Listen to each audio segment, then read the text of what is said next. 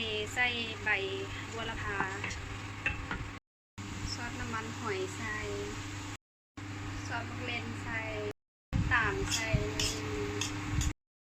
เลยหนึ่งหลังจากนั้นก็เอามักเผ็ดกับมักทั่วใส่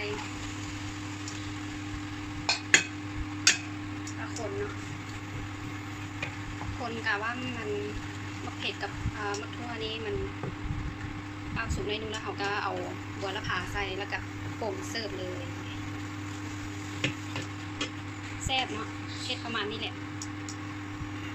หลังจากมักเผ็ดกับมักทั่วสุกแล้วเขาก็เอาบัวละพาใส่บัวละพาก็จะซ้ำๆได้หน่อยนึงเพราะว่าซื้อมาไว้ตู้เย็นหลายมื้อแล้วแต่ก็บ่เป็นอย่างเนาะแซ่บโอ้ยหอมมากจะเฮ็ดซอสหลายหน่อยนึงเพราะว่าคุณสามีมักน้ำหลายๆใส่กับข้าวเจ้ากินแล้วเนาะ